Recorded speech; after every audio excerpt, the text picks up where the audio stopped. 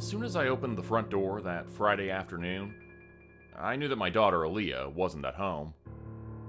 The house had a sort of dusty stillness to it that her 8-year-old presence usually blew up with the force of an atomic bomb. "Honey?" I called down the hallway, but there was no answer. I was starting to get really worried now. Worried in a way that only a newly married, first-time parent can be. I wasn't even really sure what I was afraid of, but it suddenly felt like a chunk of sharp ice had been stabbed into the center of my chest. Only the force of habit made me stop and remove my shoes before I began to search the house. "Honey?" I tried again. After checking the first floor, I went upstairs to the bedrooms. My wife Carolyn's phone, wallet, and keyring were still on her nightstand. Her white SUV was in the driveway. But she hadn't left one of her cute, doodle-covered notes on the fridge for me. Where the hell could everyone have gone? I was scratching my head and making a second loop of the house when the patio door slid open. Carolyn. I breathed for the first time in what felt like 10 minutes, then asked her what had happened. My wife explained that Gabe Morenthal, one of Aaliyah's playmates from down the street, was having a birthday party. It was only a 10-minute walk from our place to the Morenthals, and Carolyn had expected to be back before I got home. Of course, with kids, nothing was ever quick or easy, and the short trip had ended up taking over an hour. I was just relieved she was safe. We had lived in this neighborhood for less than a year, but so far, it seemed like exactly the sort of secure, out-of-the-way place we had been looking for. It was bordered on 3 sides by forest, and apart from that, there was nothing around aside from a few warehouses, a pharmaceutical plant, a grocery store, and a gas station. There were plenty of other families nearby, too. The Morenthals, the Tremosas, the Redmonds at the end of the street, and the Overtons. Just thinking of the name put a nasty taste in my mouth. "Is Leander gonna be there?" I asked reluctantly. My wife grimaced and told me that every kid in the neighborhood had been invited. We both knew what that meant. None of the Overtons had ever missed a chance at a free meal. When I first met the Overtons, I thought that my dislike for them was purely aesthetic. They dressed like slobs, let junk pile up in their yard, and argued at the top of their lungs for the whole street to hear. I had told myself not to be judgmental, to remember that not everyone experienced the same advantages that I had enjoyed. But getting to know the family better only confirmed my prejudice.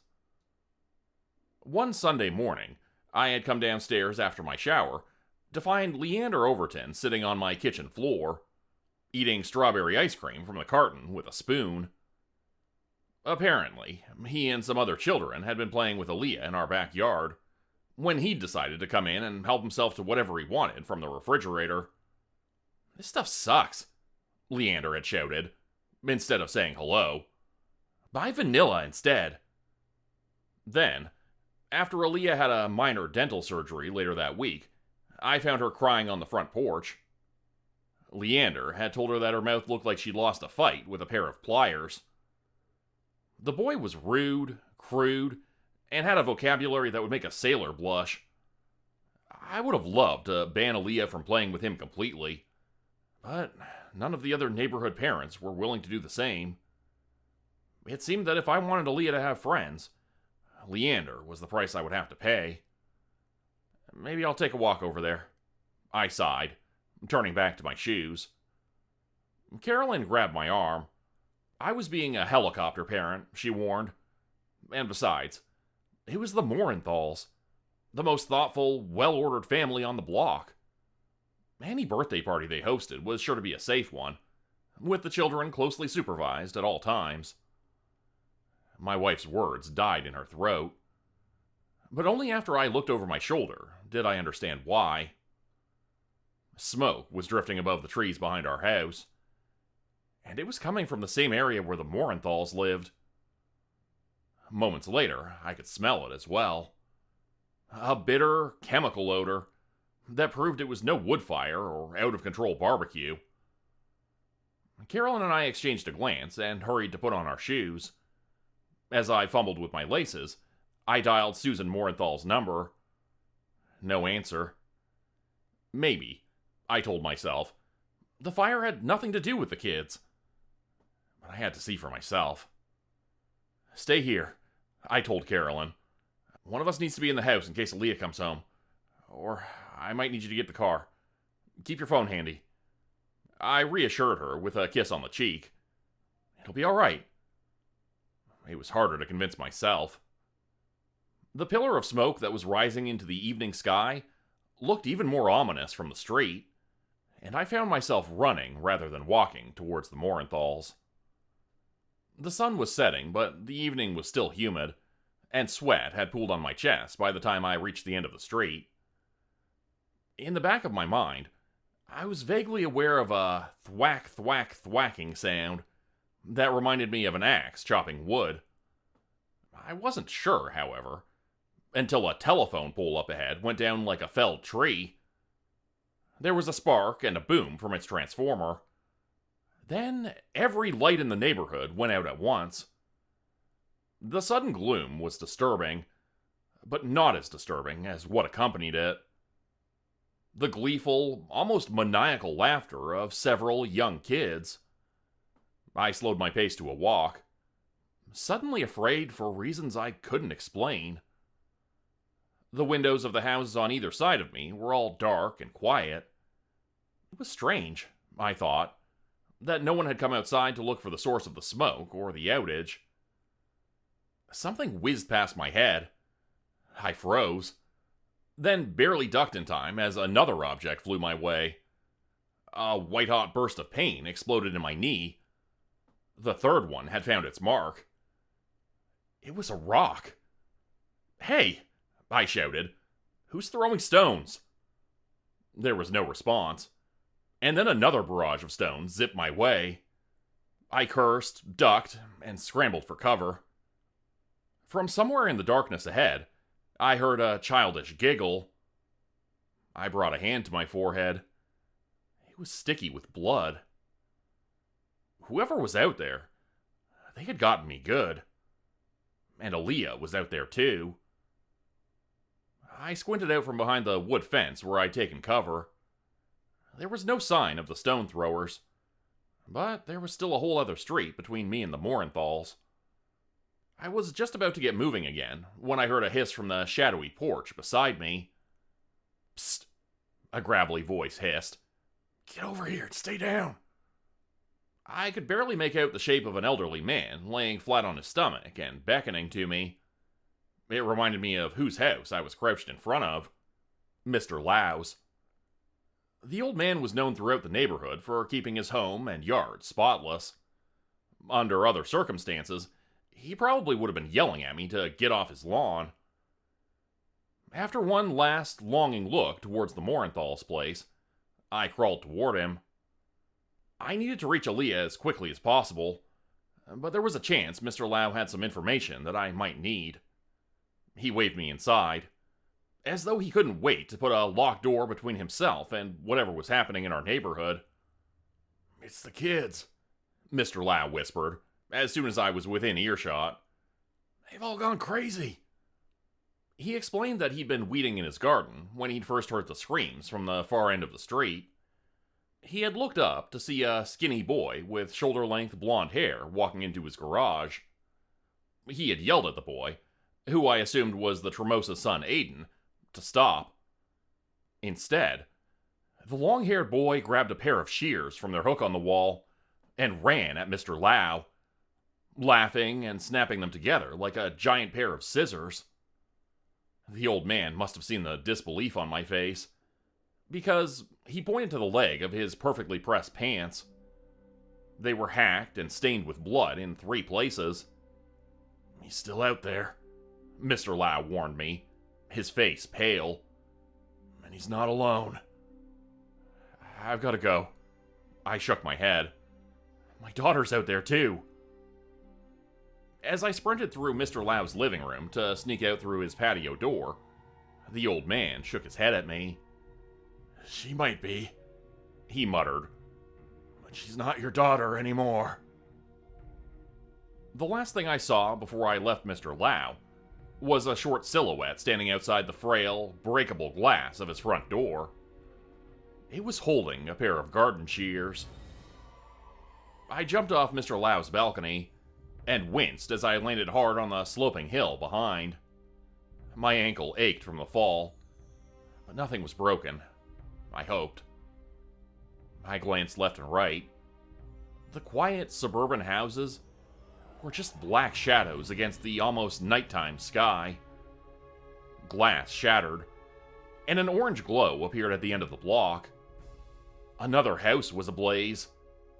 I pulled out my phone to call Carolyn, but it had no bars. Had the kids somehow gotten to the cell towers, too? Just how far had this spread? I limped into the forest that surrounded the neighborhood, staying within the tree line and looking nervously up the hill while I made my way toward the Morenthals. Like a scared animal, I felt safer in the shadows of the woods, but I couldn't stay hidden forever. After just a few more backyards, I would need to make a sprint across the road. In the pale glow of the rising moon, my familiar neighborhood looked twisted, unfamiliar, and wrong. I crept through the ferns and undergrowth until I was just a few feet from the asphalt. The coast appeared to be clear, until I saw another set of lights coming toward me. Torches. Dozens of them. They were low to the ground, and occasionally one would go sailing through the night sky, as though its holder was eager to set things on fire for fun. The torches were being carried by children. There was no sign of Aaliyah or Leander, but in the flickering orange light, I saw several faces I recognized. Natalia, the Tremosa's daughter, Eric, the Redmond son, the twin Hernandez girls. What I didn't recognize, however, was the expression of cruel joy on every face. The kids had painted themselves with something that might have been blood, war paint, or both. They were dressed up like barbarians going to war. And maybe in a sense, they were. After all, the children did have captives. The gruesome little band was marching Mark Tremosa and Talia Redmond along with them, keeping the two adults prisoner in the center of the group, using a collection of sharp tools. Based on their wounds, Mark and Talia had put up a fight. At first. It looked like they were being taken in the same direction that I was going to, toward the Morenthal house. I began to creep out of the ferns to follow them, then froze. One of the torch-carrying children kept turning around, scanning the street behind the group. They had a rear guard. How the hell was a band of kids this organized? I had to wait until they were almost out of sight before I made my move. The devastation was even worse on this side of the street. Windows shattered, houses burning, a woman lying face down in her driveway, a puddle of blood beneath her. Was it because there were more families with children on this side of the street? I pushed the unsettling thought out of my head and kept moving. I had to find Aaliyah and get back to Carolyn before it was too late. Soon, I could smell even more smoke, and saw the largest fire yet. It was in the Morenthal's backyard, where the birthday party was supposed to be. Streamers, balloons, and colorful decorations whipped in the hot wind that blew around the pillar of flame in the center. It was a mountain of furniture and other household items, soaked with gasoline and set ablaze.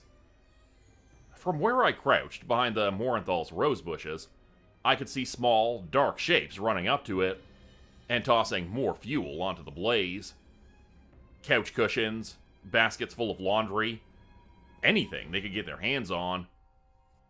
My blood ran cold when I realized that Mark Tremosa and Talia Redmond were also being led toward the fire. What had happened to these kids? And even worse, was Aaliyah somehow part of it? A small, grubby hand gripped my ankle. "Shh," a familiar voice hissed. You're Aaliyah's dad, right? The kid with the screwed up teeth? There was no maniacal glee in Leander's eyes. He looked scared, confused, and alone. Just like me. I nodded. The other kids have all gone nuts, Leander whispered, as though this wasn't obvious. I didn't have time for this. Is Aaliyah safe? I demanded. I don't know, Leander shrugged. I just took off running. I grabbed the goods first, though. Leander unrolled his stained t-shirt and pulled out a fist-sized chunk of birthday cake, which he then stuffed into his mouth. In front of us, there was a bang and a fiery crash, as another piece of furniture was flung onto the fire. She might be in a pickup, he said, through a mouthful of crumbs. What? I groaned. I said she might be in the pickup. Duh. Are you deaf or something? Leander went on to explain that there was an abandoned Prohibition-era truck in the woods that the kids like to play in. Pushing my fears about tetanus and black widow spiders out of my mind, I asked Leander if he could show me where it was. Sure, he told me. What's it worth to you? There was an odd new smell in the smoky air. Talia Redmond began to scream. I sighed and pulled out my wallet. Despite the nightmare going on around us, Leander wouldn't budge until I offered him all the cash I had. The shrieks behind me were getting louder, and the children had begun some sort of weird, shuffling dance. For all I knew, more bands of rock throwers were still out there, hunting for stragglers, like me. Leander stuffed the crisp bills into the back of his shorts and waved for me to follow. I had always thought of Leander as a sort of pudgy, unathletic bully, but the kid moved with the speed and grace of a panther, rolling his eyes whenever he had to wait for me to catch up. He was headed downhill, toward a sewer runoff canal at the back of the neighborhood. Smells like a skunk's butthole down here, Leander informed me cheerfully. But there are some cool bugs if you know where to look. And this is where we found all those weird pills. I pinched the bridge of my nose and was about to ask Leander what he meant, but he had already launched into his story. So, me, Allie, and Gabe had met up at the pickup like usual, right? Only this time, there was like this black box inside. Like in a freaking spy movie. Gabe wanted to leave it alone, but me and Allie opened it. There were 2 tubes of pills inside. One white, one yellow. Please tell me that you didn't take any of them. Of course I did. I took one of each. Your daughter dared me to. She dared Gabe, too. But he started sneezing real bad after he took the yellow one, so he pussied out.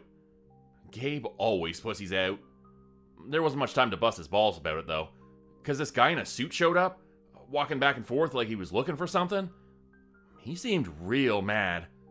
Of course, we hid. Daddy says when a guy in a suit comes looking for you, it's never for anything good. Gabe had taken 1 pill. The others had taken 2. Gabe had gotten sick.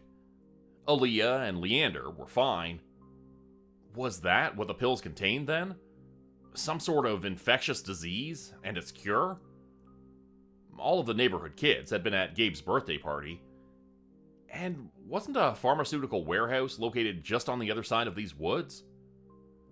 I shook on my phone's flashlight. Apparently, I was headed back into the woods. And this time, it was going to be a muddy, weed-choked downhill slog. A cobweb stuck to my sweating forehead. Something scurried across the back of my neck. Rough as it was, there was still a sort of path. One that the neighborhood kids had probably been using for generations. I could see the truck up ahead. A rusted-out behemoth with 1 tire sunk into the murky slime of the drainage ditch. It looked like the sort of vehicle that bootleggers might have used to run whiskey during Prohibition. I had no idea how it had gotten there. But one thing was clear. It stuck out like a sore thumb. Had someone been using it as a dead drop to smuggle experimental pills out of the warehouse? Was that what the man in the suit had been looking for? And what the neighborhood kids had stumbled upon? There was movement in the backseat of the truck. A dark shape crawled up onto the roof. I tensed, prepared for anything. Except what happened next. "Dad?" it whispered. It was Aaliyah. I threw my arms around my daughter.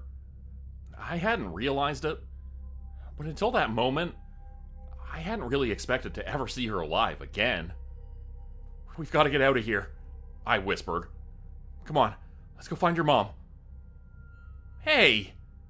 I winced at the volume of the indignant shout from behind us. "You're not going anywhere without me." Leander ran up and tugged on my sleeve. If I didn't want him to keep making noise, it seemed like I'd have to take him with us. When we got back to the street, the light from the great fire had dimmed. The neighborhood was eerily still. I wanted to believe that it was finally over, but I knew better. The grimmer explanation was far more likely. The neighborhood was so quiet because all of the adults in it were dead, except for me. And what about my wife? What about Carolyn? We only lived a few blocks away from the Morenthals, and whatever this was, it had spread as quickly as breathing. Had she opened her door to some lost-looking child who had rang our doorbell, not noticing the blood-stained garden shears he was hiding behind his back? Or had the sound of shattering glass lured her out of the shower, only to find a gang of hip-high murderers standing in our bedroom, twirling their homemade weapons and looking up at her with sadistic glee? Despite the pain in my ankle, the thought made me move faster. I could feel the questions humming in Aaliyah's mind as she gripped my hand and hurried along beside me. Was Mom going to be okay? Was anything ever going to be okay again? Leander, meanwhile, was taking his time. He'd spotted something on the sidewalk. A discarded cough drop, maybe. And with a furtive look around, he stooped down, picked it up, and popped it into his mouth. I was turning back around in disgust when I saw the line advancing toward us. There were more than twice as many children as before. There was a sharp tool in every hand, and an awful, vacant smile on every face. What they were doing reminded me sickeningly of rabbit hunting with my father, back when I was their age. Moving slowly in formation, making a sweep that would catch any prey that had managed to escape so far. The group advanced slowly, step by step, with a coordination that should have been impossible for kids their age. Every instinct screamed at me to turn and bolt for the woods, but I fought down that urge. Doing so would mean abandoning Carolyn. "Just do it," the panic in my gut whispered, as the grim formation closed in. "She's dead already, and you know it. All you're doing is lying to yourself, putting your daughter in danger." Aaliyah squeezed my hand even tighter. Even Leander looked up at me, wondering how I was going to get us out of this. The truth was, I had no idea. I was still trying to think of something when a familiar white SUV came crashing through the privacy fence up ahead. My wife lowered the automatic window and shouted for us to climb inside. "How did you..." I started to ask. "The lights are out. The neighborhood is on fire. What did you expect me to do? Stay home? Hurry up and get in." Carolyn didn't need to tell me twice. Our pursuers were already charging, their weapons at the ready. If we didn't get out now, we never would. I was barely through the door before Leander scrambled over top of me, shouting at my wife to go, go, go. Once Aaliyah was safely inside, she took his advice, circling back around the gap she'd created. Our headlights were the only ones on the road, and the air was hazy with smoke. I wondered just how far this infection, if that was what it was, had spread. Had some classmate of Gabe started feeling sick at the party and called for his parents to pick him up, spreading all this insanity to the rest of the town? Maybe even the rest of the state? I stared out the window, stroking Aaliyah's hair and listening to the hammering of my heart. How far would we have to drive before we saw the warm, electric glow of civilization again? How long would it be until we saw any other survivors? A sudden jolt from below rocked the SUV. Leander muttered something about typical woman drivers as the tires went flat. I squinted out into the darkness, feeling like I was aboard a ship that had gone dead in the water. Someone was going to have to get out to see what happened, and I knew who that someone would be. Warning everyone to stay put, I slipped gingerly out the door. In the red glow of the taillights, I glimpsed a mesh of chains run through with nails and other jagged objects on the road beneath us. A homemade spike strip. A trap. Probably one of many. I shook my head at Carolyn. She shut off the engine. No one seemed to be coming out of the lightless houses nearby to ambush us. Not yet, anyway. I climbed back into the SUV and took out my phone. To my surprise, I had service again. While Carolyn stood watch, I called every emergency hotline I could think of. But all I got was a busy signal. I checked the online forums for our town, and what I found, or didn't find, was chilling. There were the usual posts about missing cats, porch theft, and a loud bang somewhere. But only up until about 8 p.m. After that, the net had gone silent. A gnawing sound from beside me nearly made me jump out of my skin. But it was just Leander. He had found a couple peanuts that had fallen between the seats. He wanted to know how long it was going to be before dinner. Aaliyah looked out the window thoughtfully. "We're going to have to walk, aren't we?" she asked. We would, but not yet. First, we needed to rest and prepare. And, for the moment, the inside of the SUV felt safe. While Carolyn stood guard, Leander scrounged around for more food, and Aaliyah looked out the window. I opened a doc on my phone and started writing. If none of us make it out of here, I want to leave behind some kind of record.